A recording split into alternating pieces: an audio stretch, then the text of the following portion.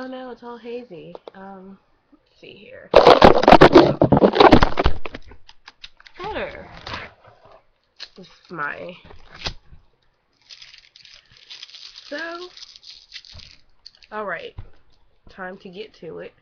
Um, this is going to be my response video to the Zimmerman trial on the shooting death of Trayvon Martin. And I'm making this video because I just found out the verdict because yesterday I worked and like as soon as I came home I took a bath, I washed my hair, as you can see, which is why it's all fuzzy. Um, I took a bath, washed my hair, and I basically have been in the bed for like 15 hours. Like I got into bed at like 6 in the afternoon yesterday, and I did not get up until like an hour ago. I did not move from my bed. I did not turn on any lights. Like I've just been in the dark, so tired because it's been a long weekend. So I woke up to the trial verdict, and I'm not gonna lie, I haven't really been following it, but I have been listening to some of my favorite YouTubers talk about it. Kid Fury and Crystal, their podcast The Read. I've been listening to it, and they've discussed it some, and also the Scorpion Show. I've been watching Kevin and Mikhail talk about it, and I haven't really just been following it myself. And before I wanted to make this video, I tried to look up video from the trial because I thought that it was streaming live, but I can't really find anything. The only video that I could find was the testimony, excuse me, of Rachel. What's her last name? Jeantel. Rachel, his Trayvon Martin's friend. Everyone was saying that she's his girlfriend, but apparently she wasn't.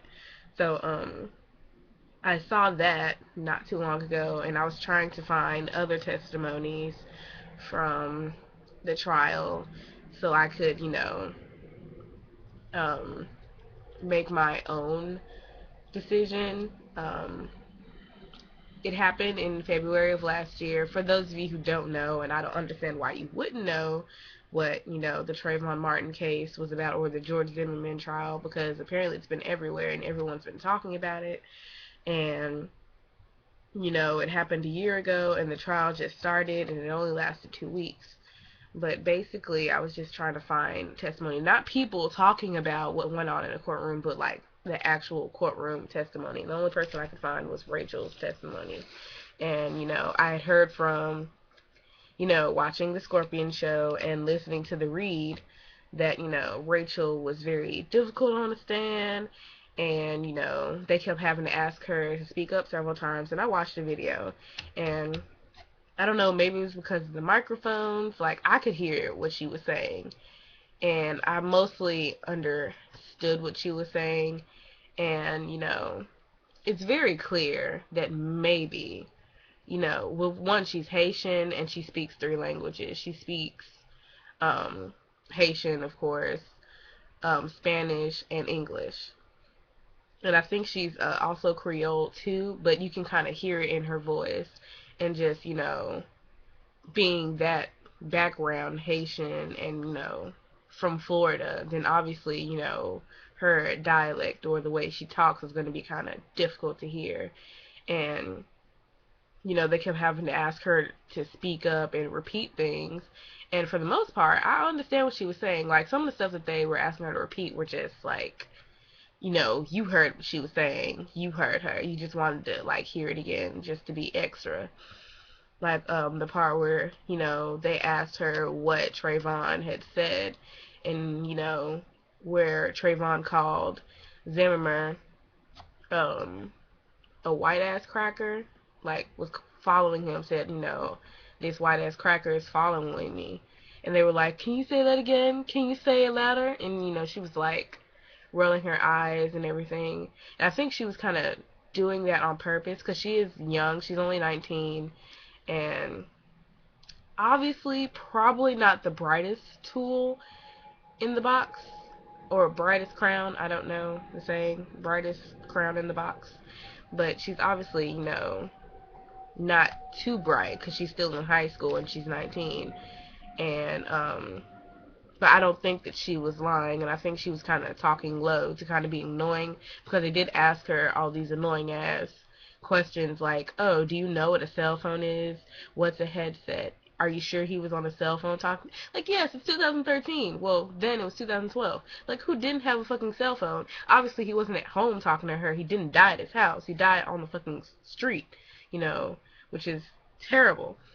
Um, they kept asking her these stupid ass questions before they actually got into, you know, the actual questions of what happened, you know, while she was on the phone talking to him. And, you know, when they got towards the end of her testimony and they were asking her, why hadn't she gone to the police, or, what happened when Trayvon's family contacted her, and, why she didn't go to the funeral, and she started to cry. And, you know, I kind of got that throughout the testimony, that she was actually fighting tears. Like, I kind of realized, like, she was fighting tears. You know how you get so angry and so frustrated that you want to cry and you try to hold back tears? And I think that's what she was doing when she was answering questions earlier about, what happened when they were on the phone, and it looked like she was being annoying and she was trying to, be shady when she was like rolling her eyes and doing this. I think it was actually, her trying to hold back tears, because I do that. Like, when I get so mad that I want to cry, I start, doing this and shaking my head, and I do that. So I think that's what she was doing. And then, she couldn't really hold back tears anymore. She started crying when they asked her, why didn't she go to the funeral? And I started crying because, you could see it in her face. And even now, like, thinking about it, I'm just, like, tearing up because, I can't think like that. Think of the last, sorry, my screen went out. Think of your best friend, like whoever your best friend is, and just think of the last time that you talked to them, and just imagine that it was the last time that you had spoke to them, and then a couple of days later you find out that they died. How would that make you feel? And like, thinking about that now makes it really hard to like talk, you know. And so and I don't like crying. So I kind of get that, why she was kind of being difficult, because that was her best friend, and she was the last person that he talked to, and she thought she was going to see him again, and then to find out that that maybe she probably could have done something more. Like, instead of calling him back, she could have called his father, and maybe his father could have helped him, but she assumed that he was close enough that someone would have helped him, but sadly they didn't, and he died. And that's why she didn't go to the wake, and she didn't want to see the body. And I get that. They broke shortly after that, because you can tell that she was really fighting back tears on the stand. But yeah, that was like the only video that I could find, and it did make me tear up, because normally I'm not an emotional person. But like, just hearing everything that she said, that he said he was following, that Zimmerman was following him, and all of a sudden him being behind him, and then him saying get off, and then the last thing you heard was the phone go dead, and you call them back and they don't answer. So like, I couldn't imagine that happening to me or one of my friends. But I was trying to find other testimony, and I couldn't. All I could find was like other people talking about it and all these news sites. So if anyone has like the link to like all the trial videos, like the trial video, not people talking about it, but the trial videos, so I can watch those. Zimmerman was found not guilty, and I think that is just a bunch of bullshit from what I've heard about the trial so far. And he should not have been found not guilty. Apparently there was only a jury of 6 people, and it was all women. What the fuck? I don't get that at all. But apparently they, like, I guess some of the women on the jury are mothers or something. I don't know why, but didn't have any men on the jury. There was no black people. There was a Hispanic woman, but no black people, like no Asians, no immigrants. So I think that was just a really biased jury because there was no men and there weren't immigrants or just other minorities in general. Like they could have had, this is such a melting pot, and Florida is such a melting pot that they didn't have. Like that's all that they could really get for a jury. I don't understand, you know. Um, but just from like what I've heard from the Scorpion Show and the Read and on Twitter and Instagram, Zimmerman did not take the stand and he was claiming self-defense. Um, One, that's some bullshit because if somebody accuses me of killing someone and I say that it was self-defense, I'm gonna fucking take the stand and be like, this is what happened. This is what happened first, second, third, and I fucking shot that bitch and I did it. And what? And there are no holes in my story whatsoever. You can ask me the question 20 times and it will still be the same answer. And he didn't even fucking take the stand. I was looking for video of him on the stand saying what happened, and there's none. There's not even like an inkling of him why would you not take the stand in your own defense? Like if you didn't do something and you didn't do, that you're 100% right and there's no question that you are not guilty, why the fuck wouldn't you take the stand? And another thing, these are the questions that came up last year and still have yet to be answered as far as I'm concerned, is he was following Trayvon in a car. One, he's fucking following him, and two, he was in a car. So my thing is, okay, you're following him, and Trayvon knew that he was being followed. That's where you fuck up, because one, he's a child, and apparently Trayvon's really tall. Apparently he's like 6 foot or 6'1" or something. But one, you're following someone in a car. Like that's not gonna freak them out, regardless of what the fuck they're doing. I've been followed myself before, and every time I took it as a sign that I might be in danger. Point blank period. Like anytime somebody's following you, especially when you're like outside and you're walking and they're in a car, you take that shit as a personal threat against your life, because I've had that shit happen to me just as a female. And Florida has a lot of crime, whether you know it or not. Like they have a shitload of crime.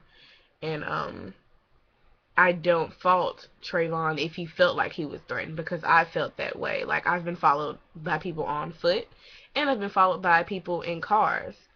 And neither time I was doing anything. Now, granted, I'm a female. I've been followed by men, like, trying to get me to get in their car. Like, hey, girl, can I go? Where you going, baby? You need a ride? And I'm like, and I just walk and I'm like, no, leave me alone. I don't know you. Go away. Like, I've had people literally circle me, like drive past me and try and holler at me and then drive around and then come back and still try to get me. Like I've had guys stop and get out their car and try to talk to me. Like that, all of that has happened. So I understand if he felt threatened, because I felt threatened that way just as a female, and it's him as a child. He's by himself walking. Anytime you feel like somebody's following you, whether it's on foot or in a car, I feel like you have the ultimate right to defend yourself and feel like you're in danger. Because one, you don't fucking know that person. And he never identified himself. He's not a fucking cop. That's one thing. And I know that he called the police on Trayvon. And the police the dispatcher told him, okay, stay where you are. The police are going to handle it. Don't follow him. And he did that. He followed him. Like, they told you to stay where you are, that the police were going to handle it, and he didn't let the police handle it. And, I get that he was, a neighborhood watch person. I was like, okay, well, neighborhood watch is just to fucking watch. Like, Trayvon, you didn't see a weapon. You didn't see him, attack anyone. He was just walking. He had no absolute reason to get out of the car. And I think that would have just broke the entire case if he would have took the stand and the prosecution would have been like, so, why did you follow him? The police follow him. The dispatcher said, do not follow him. The police will handle it. Why did you follow him? And two, why did you get out the car? Like, I just wanted to know how he was going to answer those questions. Because, like, I don't see the logic in it. He had no reason to get out the car. He had no reason to follow him because he wasn't doing anything other than walking. And he went to the store. And he left the store, and the money was still in the fucking cash register. So I don't understand why he was following him. I don't understand why he got out the car. And then people are saying things like, well, oh, he said that his face was getting bashed in, that he, something like Zimmerman got out the car and Trayvon attacked him. Well, first of all, if he hadn't gotten out the car, he wouldn't attack you. Because nobody's going to attack you when you're in a fucking car. It's a fucking car. And if you're in a car and someone, you know, comes up to your window and is like, why the fuck are you following me? Guess what the fuck you should do? Drive the fuck off. Because, one, you're in a fucking car. What are they going to do then? Run after you? They're not going to catch you. So why did he get out the car? The safest place for him to have been was at his fucking house, like the fucking dispatcher told him to do, was stay where the fuck you are. And two, the safest place to be is in the car. But you know why he felt safe? You know why he felt safe enough to get out the fucking car? Because he had a gun. And people with guns feel like they can do whatever the fuck they want because they have a gun. So there's no reason for him to say he was a fucking afraid for his life because he had a gun and you're a fucking adult and you have at least 50 pounds on this 6 foot tall boy. Like, he had at least 50 pounds on him because the way he looked back last year and the way he looks during the trial are two different things because he's actually, like, gained some weight or something. Like, he was really small last year when this shit actually happened. So, like, I just don't understand how he could have been found guilty and he didn't even, not guilty, I'm sorry, found not guilty and he didn't even take the stand. And there's no explanation for why he was following him, really, and why he got out of the car. Because other than looking suspicious, is not, you know, it's not cause to follow someone if you think it. Like, if you think someone's dangerous, I'm not going to follow them. I'm like, oh, that guy, is that a spider? What the fuck? What is that? I'm sorry, I think there's a spider in the room. I hate spiders. Just like I hate people who do shit they're not supposed to do. Now I gotta kill it. I don't have anything to kill it with. I'll get you in a minute. Spider. Anyway. But it just doesn't make any fucking sense to me. Like, me just as a person, and I don't have any kids. I'm not a mother. So I really do feel for his family because I don't have kids. I know people with kids. I know people with sons and daughters. And I have 3 younger brothers. They're freshly into their 20s. My oldest younger brother is 21, and my other brothers are 20. My twin brothers are 20, and the oldest is 21.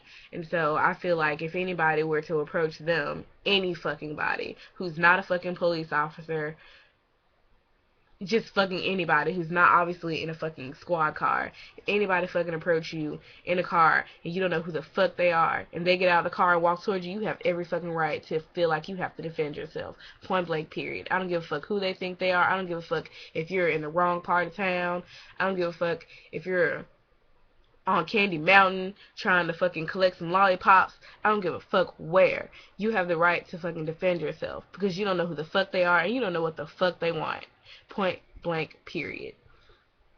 And Zimmerman, I have no words. Like, I don't think that there's any excuse for why this boy is dead. Point blank, period. If you felt like he was doing something wrong, you should have called the police. You called the police. They said they would handle it. Let them fucking handle it. If you still feel like you need to follow him, fine. Follow him and stay in your fucking car at a safe fucking distance. But you had a gun, so you felt like you were safe enough to get out the fucking car. That's all there was. There's just no justice. And I've been seeing, because I've been looking for video of other testimonies on the case, people commenting and saying things like, what did I see? People saying things like, oh, well, you know, Zimmerman had the right to shoot the boy because he was bashing his head in. And, I mean, he couldn't have gotten his head bashed in if he had stayed in the car. There's no reason for you to get out the car if you have a gun. Like, all you have to do, if somebody walks into your car and you have a gun, just be like, you don't want these problems, so back the fuck away from my car. Like, you don't want, this is a gun. I'm sorry. If you had, or should I do like this? Is this a gun? Like this, bang bang? I don't know, something. But be like, yo, you don't want these problems. Because it's Florida. You know, I think that's what they do down there anyway. They just ride around with fucking guns in their car on their person. You know, they do whatever the fuck they want. And this is just, like, it's just some really hurtful bullshit because, like, that could have been anybody. That could have been me. That could have been you. And, you know, looking suspicious, you know, shouldn't be an excuse for someone to harass you. Like, just looking suspicious, wearing a hoodie and walking around with fucking Skittles and Arizona tea. It's just not an excuse, and I see no excuse. And it's not because he's black, it's because he's a child. Like, even if this was a Hispanic person or a white person, Indian, Asian, I would feel the same way. As a child, as a person, period, if anybody follows you in a car and they get out the car, you have every right to defend yourself. Point blank, period. And if Trayvon did attack him first, he had every right because, like, who the fuck are you and why are you following me? And I'm just trying to go home and you've been following me and we're gonna fight.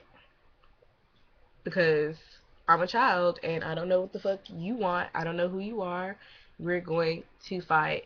And I don't understand how Zimmerman thought that anything other than that scenario could happen. Like, you're a fucking adult. You should know better. You're following someone in your car with a loaded weapon. And you think that there's not going to be some type of altercation transpiring? Like, you just thought that he was going to be like, oh, how are you today? Nice weather we're having. Like, no. Like, that doesn't make any sense. And I fucking guarantee you, get in your fucking car right now and just go and try and find someone wandering the street and just fucking follow them in your car. Follow them until they notice you. Follow them for as long as you fucking can, and then get out the car and try to talk to them and see what the fuck happens. It's like, see if they don't feel like their life is going to be threatened, you know. And I just think it's some bullshit, and this video is kind of long, and I wish I could, like, talk more about expert testimony, but I can't find any video, like, of the testimony. So if you have any of that, or if you know where I can get some, please point me to the right direction so that I can look at that. But I just feel like this is a travesty, and people are making excuses for it, you know, saying, well, you know, I got off, and so now Zimmerman's getting off, and comparing the two trials when the trials are not alike at all. Whether you feel like OJ was guilty or not, I don't feel any kind of way about the trial because I was too young to care then, and I don't care now. But the OJ Simpson trial was a defense trial for OJ Simpson for him murdering his wife and her lover, I think, or something. And, you know, one, all the people involved in the case were adults, and two, you know, there was a woman involved, and it was 2 counts of murders instead of 1. So I just feel like the cases are not alike at all. You know, Zimmerman didn't know Trayvon, and, like, I just don't see how the cases are similar. And I don't think it's right that, you know, people are kind of going, well, an eye for an eye, you know, Trayvon for LJ, because, like, I guess people feel some kind of way still about that case that he got off.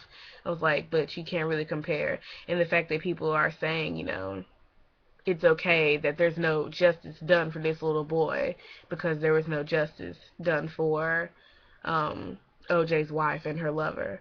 Like, fuck that, you know. That's not cool. at all, in my eyes, you know. No child should have to die, and it shouldn't be okay for people to think that it's okay for a child to die, is a trade-off for injustice in a trial that was, what, how long ago was that trial? It was in 95, so almost 15 years ago. Like, that's some bullshit. Like, this, like, the reaction of people to this trial and saying that Zimmerman is not guilty, and understand why he shot the boy, and I'm glad that he got off.